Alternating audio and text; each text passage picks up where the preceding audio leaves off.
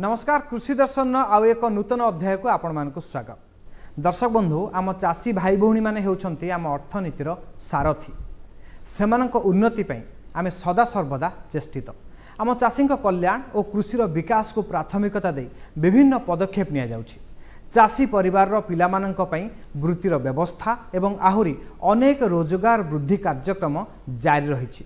विभिन्न कल्याण और विभिन्न कार्यक्रम मान मध्य वर्तमान चाषी भाई मानक पई करा जाउछि। एथिरे सेमानक परिवार वर्गों को मध्य जोड़ा जाउछि। यह पछर कारण हेउछि आम चाषी भाईटे किभଳି आगकु बढ़िबो आहुरी किभଳି सफलता हासिल करिवो कृषि क्षेत्र में से सफलता पाइबो। दर्शक बंधु आज कार्यक्रम में आपण मानक पई अनेक किछि रहिछि ता मध्यरु आपण मानक पई विशेष आकर्षण हेउछि जे फसल खसड़ा ता सहित मुंडा जाँळ चाष ए दुईटी विषय वस्तु संपर्क में आम निजे जानिबा एवं आम चाषी भाई मानक मध्य जणाइबा। किंतु वर्तमान आसंतु जानिबा फसल खसड़ा कौन। प्रकृत में कृषि ऋतु अनुଯାयी परिवर्तनशील अटे। विभिन्न ऋतु में आम चाषी भाईटे विभिन्न प्रकार फसल करें। चाषी भाई दिन राति परिश्रम करी फसल अमल करे। बेले बेले किसम चयन ठार आरंभ करी पाणीपाग ए सबु संबंध में से जानीपारे एवं यार प्रस्तुति मध्य से ठीक भाव में करें ना। यह द्वारा फसल क्षति सही थाए। तेबे खेती को किभଳି भाव में आम चाषी भाईटे आकलन करिवो सेथिपई एक मुख्य गुरुत्वपूर्ण दिग होउछि फसल खसड़ा। जदि चाषी भाईटे फसल खसड़ा प्रस्तुत करिवो किभଳି चाष करिवो केउ ऋतुरे कौन चाष करिवो किभଳି औषध सारर प्रयोग करिवो ए सबु संपर्क में निजे प्रस्तुत हेबो फसल खसड़ा प्रस्तुत करिवो तेबे जाई से सफलता हासिल करिवो। सेथिपई हमर कार्यक्रम फसल खसड़ा देखंतु।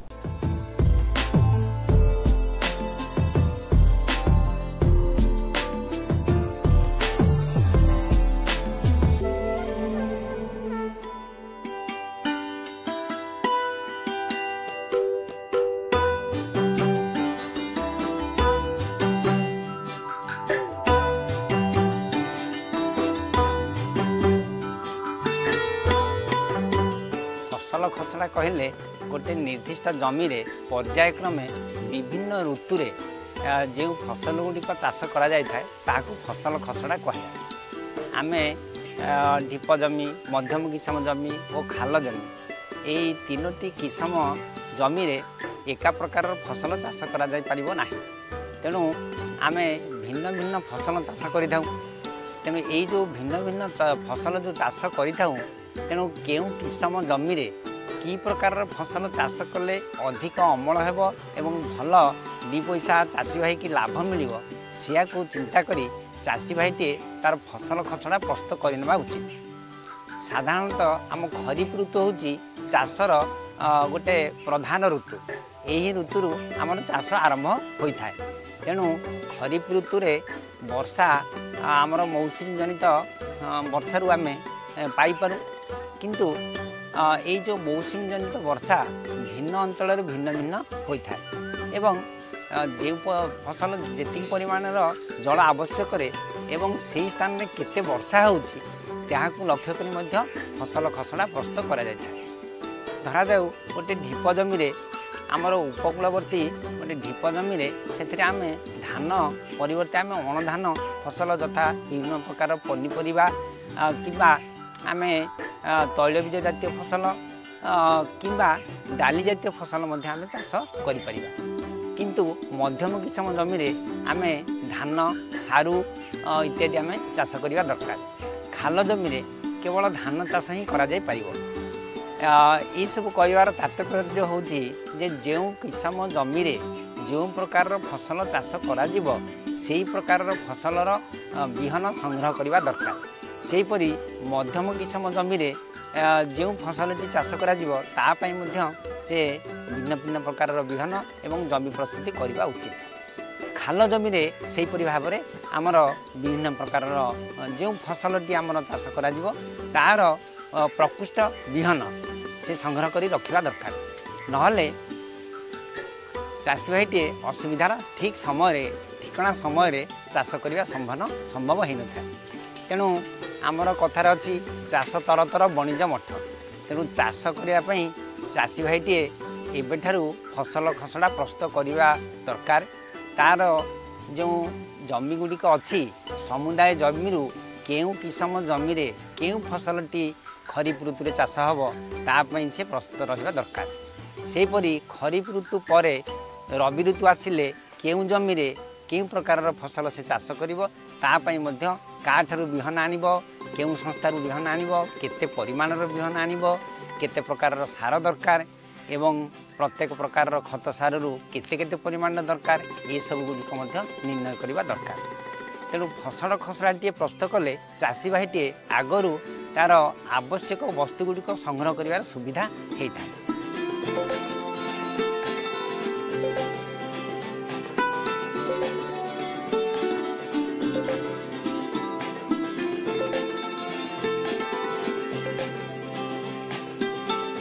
फसल खसड़ा प्रस्तुत कला बेले चाषी भाईटे तार निजर आवश्यकता मेंटेवा सहित किपरि फसल जो उत्पाद होता है ताकू बिक्री बट्टा करी 2 पैसा लाभ पाइब ताकू मध्य मन रखी फसल खसड़ा प्रस्तुत करने दरकार। आमर आखपाख अंचल के प्रकार फसल बिक्री बट्टा भल हो पार एवं निजर चाहिदा पूर्ण हो पार।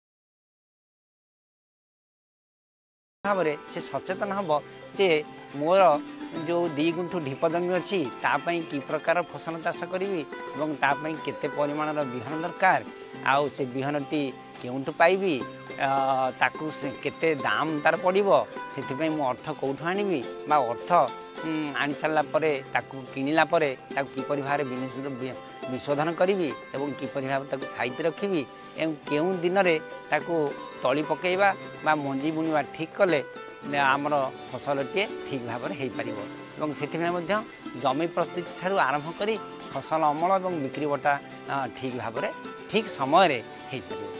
तेणु फसल खसड़ाटे जमी आम जेकोसी कार्य करने पूर्व गोटे योजना कराए और योजनाटी ठीक होते निश्चित भाव में कार्यक्रमटी सफल भाव रूपायन हुए सेहीपरि फसल खसड़ाटी चाषपाई एक ब्लू प्रिंट बा प्राक प्रस्तुति यह सफलतार सहित करें चाष निश्चित भाव सफल हो पार।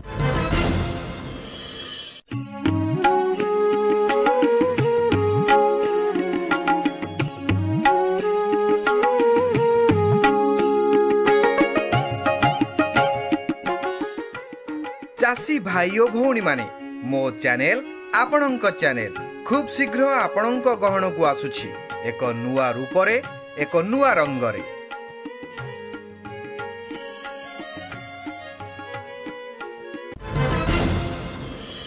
स्वल्प मूल्य मिलुवा सबुठारु पुष्टिकर खाद्य होउछि माछ। पोखरी अधिक माछ अमल करने को हेले उन्नत किसम जालर आवश्यकता रही सेथिपई चाषी भाई माने विशुद्ध निरोग क्षतरहित जातीय माछ जाल आवश्यक करथांती। तेबे माछ जालर आवश्यकता दृष्टि मुंडा जाल चाष एक सफल कृषिभित्तिक व्यवसाय वर्तमान परिणत होइछि। आम चाषी भाई माने वर्तमान मुंडा जाल उत्पादन मध्य करुछंती। तेबे जो चाषी भाई माने ए दिगरे आगकु बढ़ुछंती सेमानक पई ए कार्यक्रम मुंडा जाल चाष।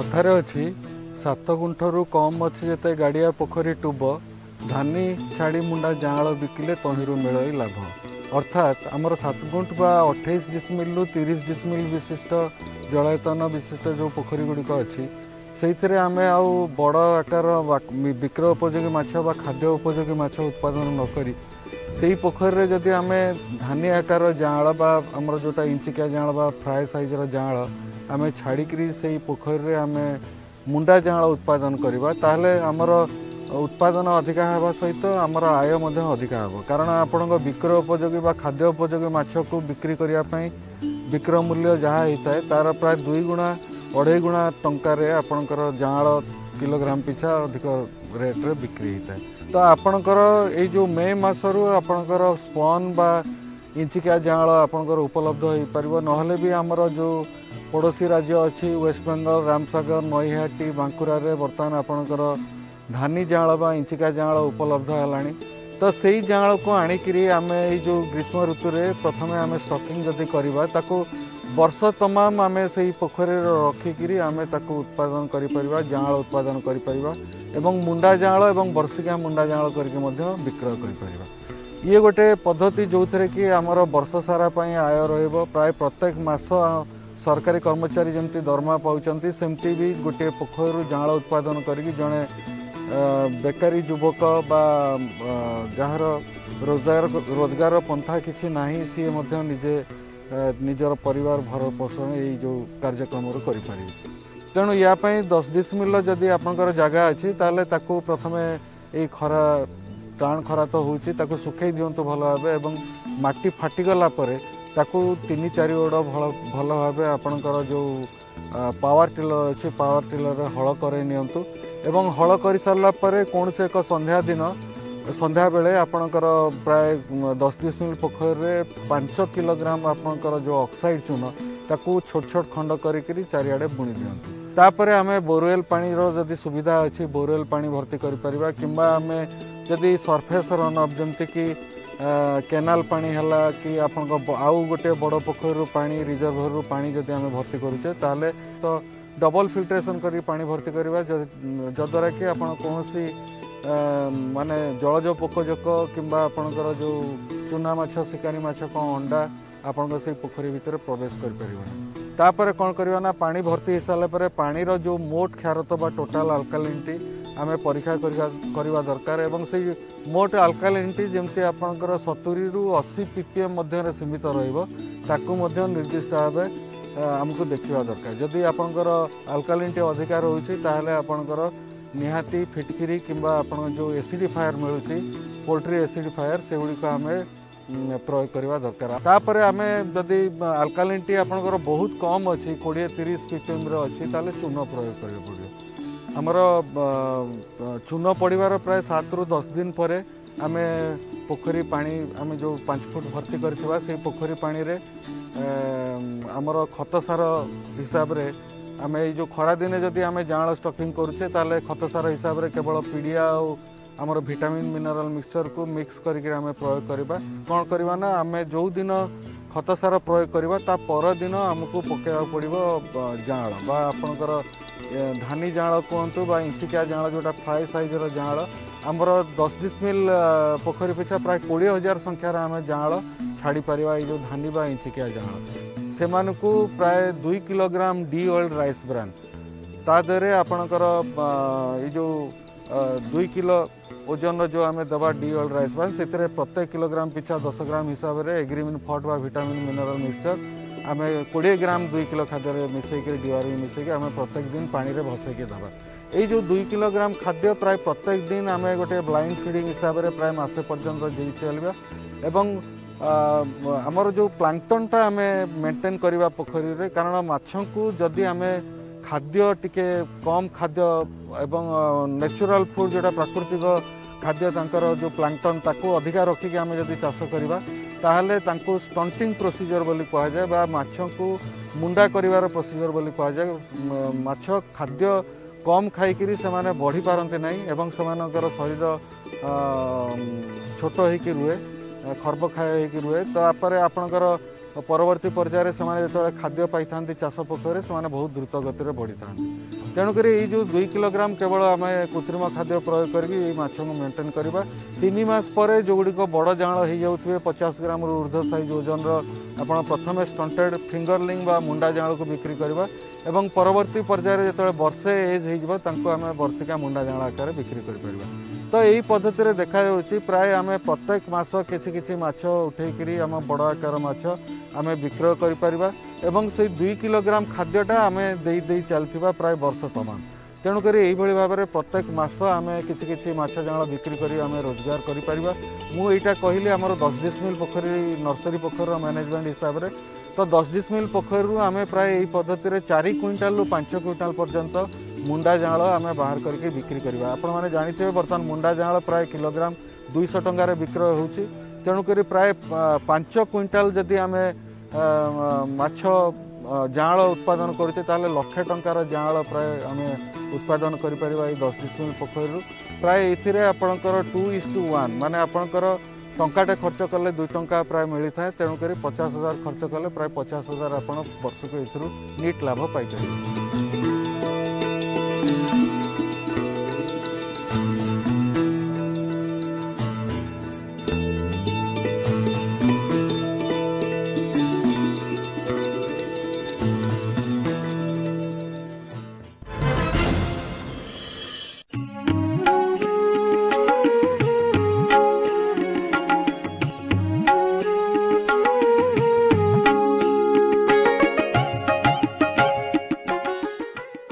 चासी भाई और भौणी माने मो चैनल आपणक चैनल खूब शीघ्र आपणक गहन को आसुछि एक नुआ रूपरे एक नुआ रंगरे।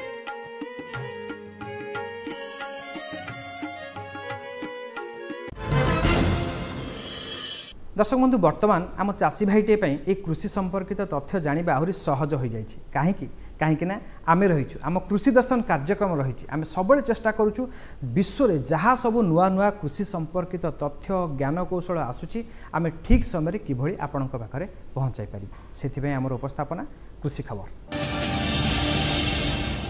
मसला कथा आलोचना करिबा बेले प्रथमे मन को आसे लंका कारण आमर प्रतिदिन रोसई रे लंका को विभिन्न प्रकार मसला रे व्यवहार करा जाए। लंका बिना खाद्यर स्वाद असंपूर्ण रही थाए जदिओ यह साधारणतः खाद्यर स्वाद बढ़ाइबा पई व्यवहृत हुए किंतु निकटरे अनेक गवेषणा होई जेउथिरे दाबी करा जायछि जे सबुज लंका खाइबा द्वारा अनेक स्वास्थ्य समस्या मुक्ति मिली थाए। लंका चाषरु मध्य भल रोजगार होई परिबो 9 रु 10 मासरे एही चाषरु लक्ष लक्ष टंका रोजगार मिली परिबो। एक हिसाब रो जणा पड़िछि जे जदि गोटिए हेक्टर रे लंका चाष हुए तेबे एथिपाई प्राय 7 रु 8 किलोग्राम लंका मंजी आवश्यक होइथाए। जदि देशी लंका मंजी बुणु थांती ताहेले 20 रु 25,000 टंका मंजी बाबद को खर्च होइथाए एवं हाइब्रिड मंजी बुणंती तेबे 35 रु 40,000 टंका पर्यंत खर्च होइथाए।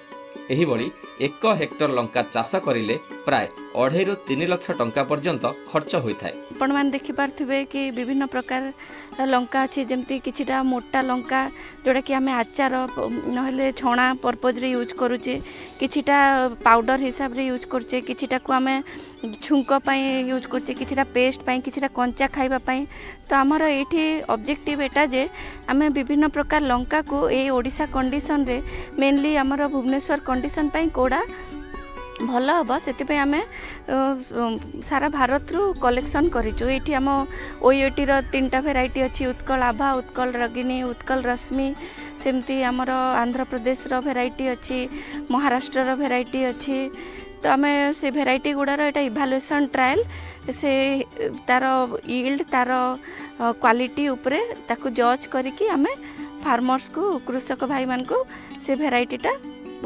जोगई देबो।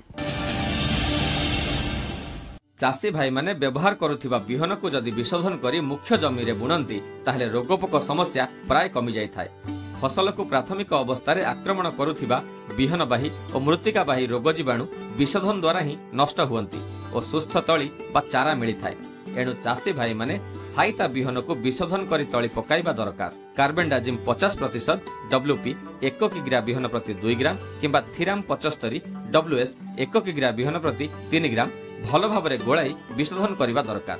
ବିହନ ବିଶୋଧନ କରିବାକୁ ହେଲେ ଡ୍ରମ୍ ସିଡର କିମ୍ବା ମାଠିଆ ବ୍ୟବହାର କରି ଚାଷୀ ଭାଇମାନେ ସହଜ ଓ ସରଳ ଉପାୟରେ ବିଶୋଧନ କରିପାରିବେ।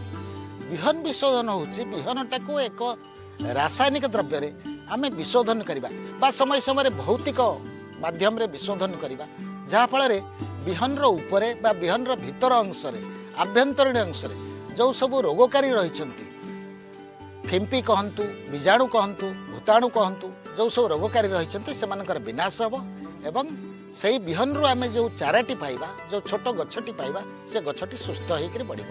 ଆମେ ବିହନ ବିଶୋଧନ କରିବା ପାଇଁ ଆମ ପାଖରେ ଅନେକ ଅନେକ ରାସାୟନିକ ଦ୍ରବ୍ୟ ଅଛି। ଧରନ୍ତୁ ଥିରାମ୍ ବା କ୍ୟାପ୍ଟେନ୍ বা ଆମ ପାଖରେ ଅଛି ରିଡୋମିଲ୍ ଏମଜେଡ୍ ବା ଆମ ପାଖରେ ଅଛି କାର୍ବେଣ୍ଡାଜିମ୍, ଏହିସବୁ ବିହନ ବିଶୋଧକ ଅଛି। ସାଧାରଣତଃ ବିହନ ବିଶୋଧନ ଦୁଇ ପ୍ରକାରରେ କରାଯାଏ, ଗୋଟେ ହେଉଛି ଶୁଷ୍କ ବିଶୋଧନ, ଗୋଟେ ହେଉଛି ଓଦା ବିଶୋଧନ। दर्शक बंधु बजार दर जदि चाषी भाईटे कृषिजात सामग्री बजार दर जानुची तेबे से ठकिबार संभावना बहुत कम। सेतिपई सबले चेष्टा आमे करिथाउ जे किभଳି चाषी भाईटे निजर कृषिजात सामग्री बजार दर ही जानि परिबो। सेतिपई हमर प्रयास देखंतु किछि कृषिजात सामग्री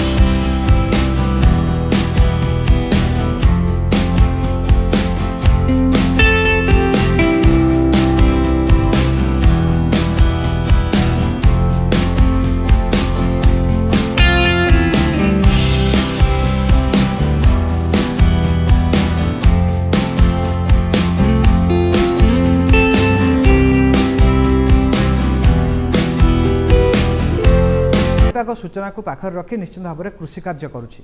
वर्तमान समय बड़ कथा होची जदि ए सब संपर्कित सूचना ता पाखर रही तेबे से दंभर सहित कृषि करिपारुछि, चाषरे सफलता पाउछि।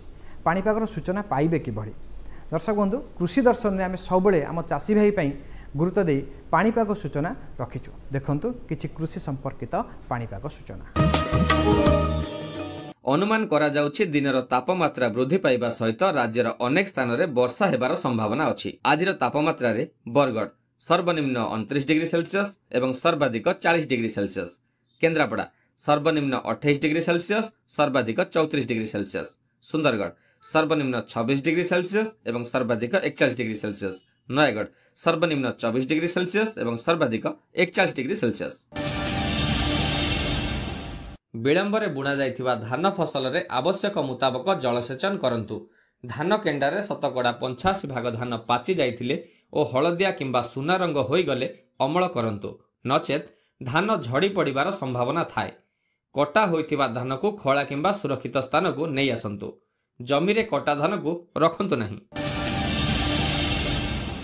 दर्शक बंधु सबु शुक्रवार भली चलित शुक्रवार मध्य आमर फोन इन कार्यक्रम रही जहाँ सबु शुक्रवार संध्या 6टार प्रसारित होउछि। आपण माने मध्य ए संपर्क में जानी कहीं मु जानी आपण माने कृषि दर्शन फोन इन कार्यक्रम नियमित दर्शक अटंती। आमको फोन करने आमर नंबर होउछि 067323000138।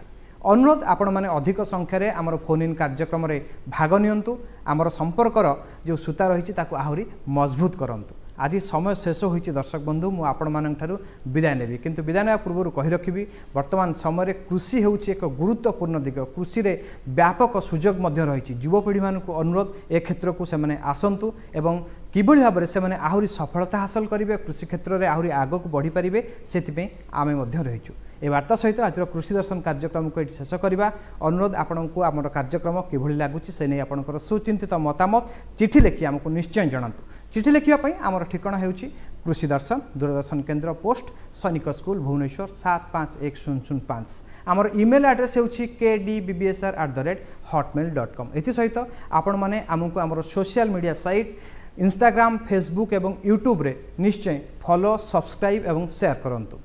आज समय शेष होइछि मु आपण मानठु विदाय नेउछि रहुछि नमस्कार।